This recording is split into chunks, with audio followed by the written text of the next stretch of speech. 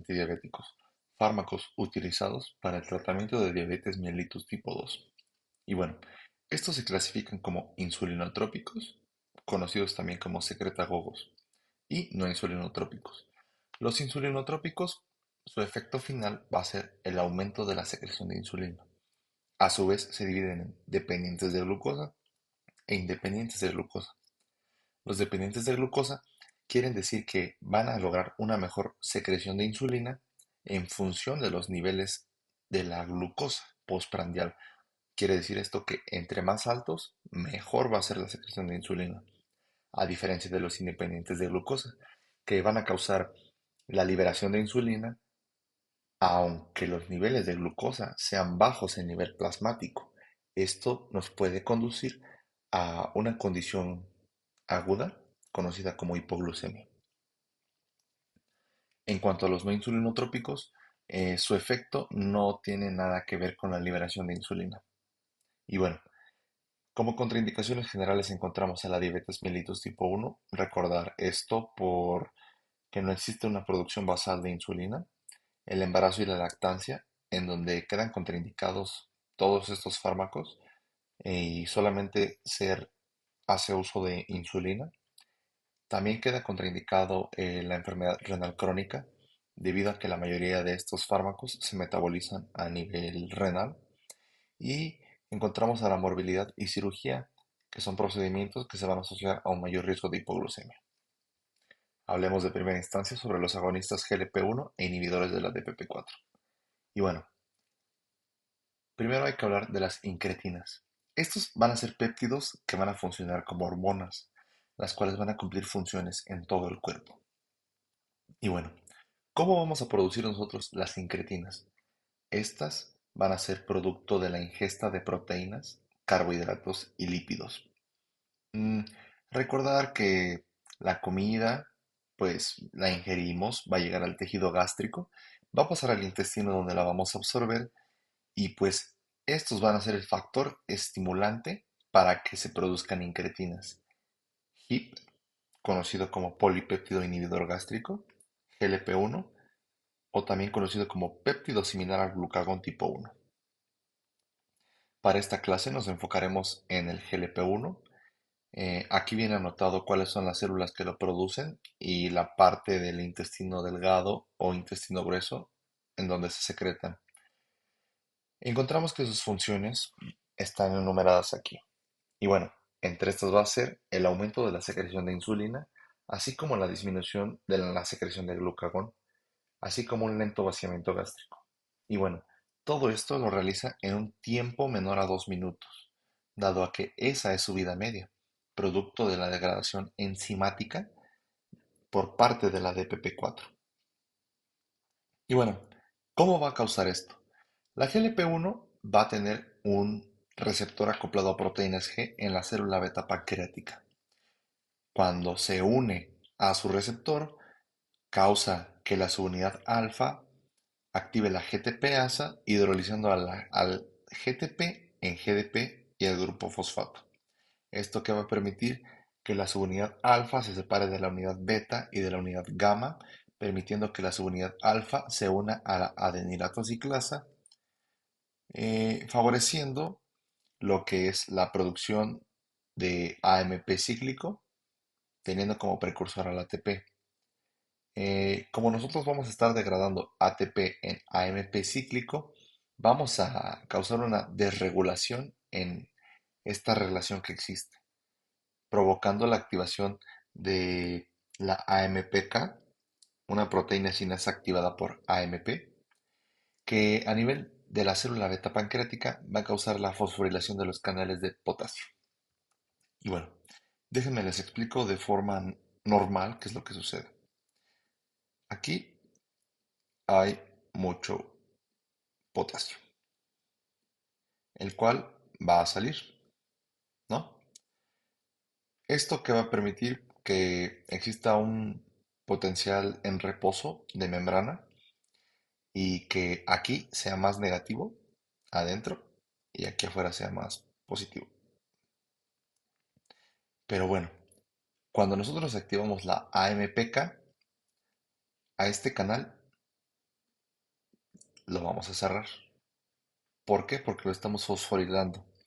Entonces ya no va a haber salida de potasio, lo que va a hacer que al ser un, un catión, eh, aumente la carga que se encuentra aquí, hiperpolarizando a la célula, lo cual va a desencadenar consigo el efecto de la apertura del canal de calcio, lo cual va a permitir su ingreso hacia el citosol de la célula beta pancreática y favoreciendo que las vacuolas que contienen insulina sean liberadas hacia el torrente sanguíneo para su función.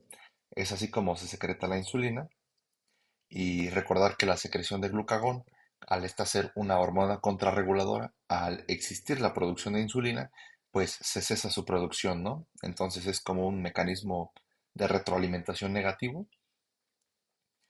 Y bueno, en cuanto al vaciamiento gástrico, a su vez la activación de la AMPK va a causar la fosforilación de los canales de calcio. Pero, ¿esto qué tiene que ver? Eh, en la célula muscular lisa, recordar que así sea también para la muscular, es muy importante que nosotros contemos con calcio, dado a que esto va a permitir que nosotros tengamos la contracción muscular. Y bueno, de forma natural, el calcio entra hacia el citosol de la célula, permitiéndose unir con la calmodulina, formando el complejo calcio-calmodulina y desencadenando toda la demás respuesta para la contracción muscular. Sin embargo, al nosotros fosforilar estos canales de calcio, ya sea del espacio extracelular hacia el citosol o del retículo sarcoplásmico, vamos a causar que no exista esa unión del complejo calmodulina, lo cual va a reducir o va a culminar en una menor contractibilidad muscular. Y bueno, ese fue el efecto de las incretinas de forma general. Aquí mismo vamos a hablar sobre los inhibidores de la DPP4 o dipeptil peptidasa 4. Como les había mencionado, una vez que secretamos estas incretinas HIP y GLP1, solamente las vamos a tener en vida media menos de 2 minutos, porque la dipeptilpeptidasa 4 va a causar que se degraden. Entonces, ¿qué sucede si nosotros agregamos un inhibidor de la DPP4? Digamos, ya no va a existir este efecto, por lo cual la vida media ya no va a ser de 2 minutos, sino que va a ser mayor. Entonces va a permitir que estos efectos que les acabo de mencionar sigan ocurriendo. Y bueno, se habla de que las incretinas se encargan incluso hasta del 60% de la liberación de insulina postprandial. Entonces, no hay que dejar de lado el reconocer la importancia de que las incretinas son muy relevantes para que nosotros tengamos una homeostasis, ¿no? Ya sea en nuestro hígado, en nuestro tejido adiposo o en nuestro músculo, ¿no? Que son los tres tejidos los cuales pues dependen de la insulina para realizar todas sus demás funciones. A continuación les muestro unas tablas, las cuales resumen de forma muy concisa lo cual vienen siendo las funciones de estos fármacos. Comencemos con los miméticos de la incretina. Miméticos porque replican la acción de estas incretinas. Bueno, y comenzamos con la semaglutida, que para mí es la más representativa y que hoy en día se vende en tabletas. Es de reconocer que todos estos fármacos que les anoté aquí, la mayoría se administran de forma intramuscular. Entonces la semaglutida es una buena opción dado a que ya existe su presentación por vía oral. Y bueno, se encuentra, como ya les mencioné, semaglutida, liraglutida, albiglutida y dulaglutida. Una vez más, les menciono el mecanismo de acción, en donde se agrega que este mimético de la incretina va a resistir a la degradación por la DPP4. Entonces, de cierta forma, al nosotros consumir estos agonistas GLP-1, hará que la vida media sea mayor a esos 2 minutos que les había mencionado. Como efectos secundarios encontramos a náuseas, vómitos, sensación de saciedad, esto explicado por lo que les había mencionado aquí, una menor contracción muscular, eso pues ¿qué va a causar? Que el vaciamiento gástrico sea más tardado, lo que va a permitir que el paciente pues se sienta lleno por más tiempo. También se ha hablado de que causa pancreatitis y un potencial cáncer de páncreas, así como también un cáncer medular de tiroides, pero eso todavía está en discusión. Y bueno, en cuanto a las características clínicas, va a tener una disminución de la hemoglobina glicosilada de 0,5 a 1,5%, esto en un consumo del fármaco en 3 meses. También encontramos la pérdida de peso, que se explica perfectamente por el lento vaciamiento gástrico, que, pues, como ya hemos dicho, aumenta la saciedad y entonces también el paciente, pues, deja de comer, ¿no? Y lo que les mencionaba, muy importante, que cuando les hablaba sobre la clasificación, que aquí no va a existir riesgo de hipoglucemia. Y bueno, en cuanto a las contraindicaciones específicas para este tipo de fármacos, es que en nuestros antecedentes heredofamiliares encontremos que alguien ya haya sufrido de algún tumor pancreático, por lo mismo que les menciono de que uno de los efectos secundarios es la pancreatitis y el potencial cáncer de páncreas, así como el cáncer medular de tiroides, que aunque no ha sido comprobado, pues es mejor tomar medidas precautivas. Y también encontramos a la neoplasia endocrina múltiple tipo 2 que pues es cuando se expresan diferentes tipos de neoplasias, ya sean malignas o benignas. Y así como que nuestro paciente en los antecedentes personales patológicos exista algún trastorno de motilidad gastrointestinal, esto porque vamos a exacerbar más la presencia de esos síntomas, así como pancreatitis crónica, igual el cáncer medular de tiroides y la neoplasia endocrina múltiple. Y bueno, en cuanto a los inhibidores de la dipeptilpeptidasa 4, conocidas como gliptinas, encontramos a la sitagliptina, saxagliptina y linagliptida. Cabe destacar que, pues, en cada tabla les adjunto imágenes de los fármacos, ya sea en patente o en genérico. Entonces, y sus diferentes presentaciones. Como podemos observar aquí, pues todos son dados por vía oral, ¿no? Y bueno, ya mencionamos el efecto. En cuanto a los efectos secundarios, encontramos síntomas gastrointestinales, la sensación de saciedad, nasofaringitis e infecciones del tracto respiratorio superior, así como infecciones urinarias. En características clínicas, una disminución de la hemoglobina glicosilada de 0,5 a 0,75 en 3 meses y, como les mencionaba, no hay riesgo de hipoglucemia, a menos que se combine con insulina, porque recordar que estos fármacos van a tener una mejor función, o sea, van a secretar mayor insulina en función de la glucosa. Esto es conocido como el efecto sinérgico. Y bueno, como contraindicaciones encontramos a la insuficiencia hepática o renal, así como hipersensibilidad o pues la intolerancia a este fármaco, ¿no?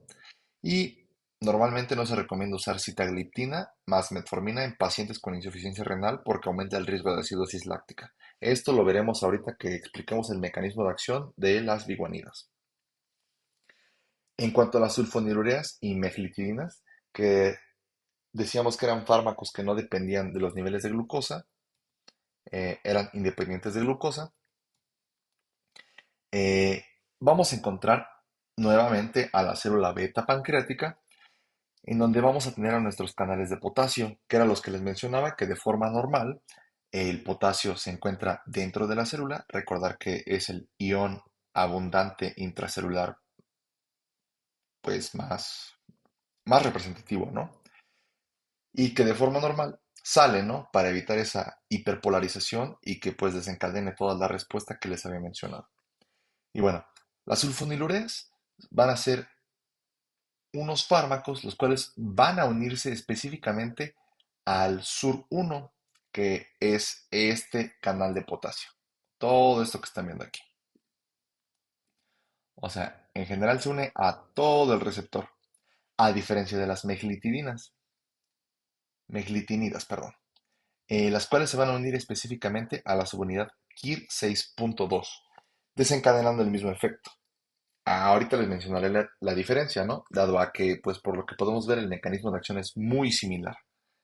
Y bueno, recordar que una vez que se unen las sulfonilureas o las meclitidinas, causamos el cierre de este conducto de potasio, lo cual va a hacer que se concentre el potasio aquí, causando una hiperpolarización y pues permitiendo la entrada de calcio, y pues esto va a hacer que exista exocitosis de las vesículas que se encuentran en el citoplasma de insulina, ¿no? Entonces vamos a aumentar la producción de insulina.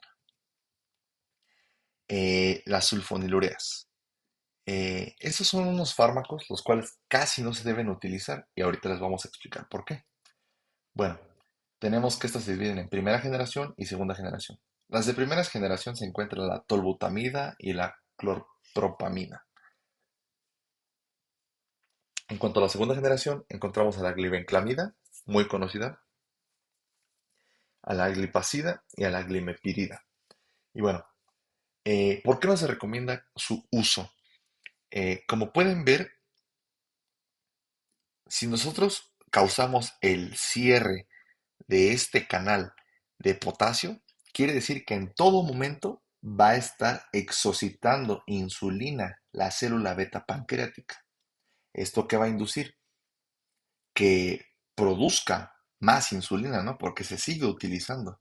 Recordar que este estímulo del cierre es dado por las incretinas, pero aquí nosotros nos metemos más de forma específica, por lo cual las sulfonilureas no son recomendadas, es porque este efecto que les acabo de mencionar ocurre por un largo plazo.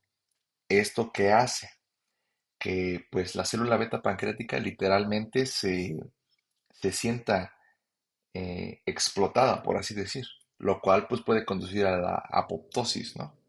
Entonces es por eso que el uso en etapas tempranas de enfermedad va a conducir a una pérdida prematura en función de las células beta pancreáticas, porque le estamos exigiendo de más. Y bueno, en cuanto a los efectos secundarios, encontramos a la hipoglucemia, por lo mismo que les mencionaba de que va a aumentar la producción de insulina independientemente de que conozca que los niveles de glucosa son bajos. Y bueno, en pacientes con insuficiencia renal e inhibidores de la CYP2C9, entre los cuales se encuentra amiodarona. Esto que les acabo de mencionar va a exacerbar más que se pueda presentar la hipoglucemia. Y bueno, otro efecto secundario es que existe una intolerancia al alcohol, un aumento de peso, porque recordar que la insulina tiene un efecto anabólico y promueve pues lo que viene siendo la formación de proteínas, así como el almacenamiento de ácidos grasos, ¿no? También podemos encontrar como efecto secundario la granulocitopenia o anemia hemolítica. Y en cuanto a las características clínicas, vamos a encontrar una disminución de la hemoglobina glicosilada de 1,2% en 3 meses. Y bueno, como contraindicaciones encontramos a los betabloqueantes, dado a que se ha hablado que esta familia farmacológica puede enmascarar una hipoglucemia al mismo tiempo que los niveles de glucosa están bajos. O sea, digamos, no vamos a encontrar a nuestro paciente pues con un estado de conciencia pues un poco letargado, tampoco vamos a encontrar esa diaforesis o la típica triada de Whipple, ¿no?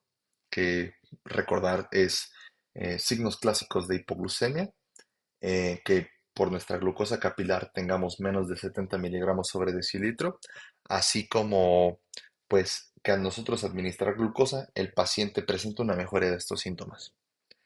Entre otras contraindicaciones encontramos a las comorbilidades cardiovasculares, así como obesidad y pues alergias, ¿no? A las sulfonamidas. En cuanto a las meclitidinas o análogos de sulfonilureas, se encuentra la repaglinida y la nateglinida. Y como les decía, esta sí se va a unir al canal de potasio, pero específicamente en la subunidad KIR 6.2, a diferencia de las sulfonilureas que se une en el sur 1, o sea, en general en todo el canal. Y estas se recomiendan, al igual que las sulfonilureas, una administración de 30 a 60 minutos antes de comer. Pero bueno, les explicaba que el mecanismo de acción es muy similar entre estas dos. Pero, ¿cuál es la diferencia? Se supone que las sulfonilureas, como les mencioné, tienen un efecto el cual es muy prolongado. En cuanto a las meglitidinas, tiene un efecto más corto. Esto, pues, reduce el estrés de la célula, ¿no? Promoviendo que, pues, sí tengamos un efecto beneficioso, pero que a la larga no nos resulte contraproducente. Y bueno, entonces, esa es la principal diferencia, la duración de su acción, que en las meglitinid- meglitidinas es más corto y en las sulfonilureas es más largo.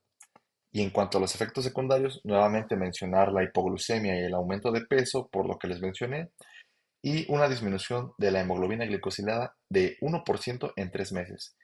Y es muy bien tolerado en la insuficiencia renal crónica. Y la única contraindicación que encontramos es la insuficiencia hepática. Entonces, como pudimos ver en estos fármacos, los insulinotrópicos o secretagogos, los más factibles o que nos van a tener un mayor beneficio para el paciente, que en este caso es disminuir los niveles de hemoglobina glicosilada, van a ser los agonistas GLP-1, que recordar van a disminuirla entre 0,5 a 1,5 en 3 meses.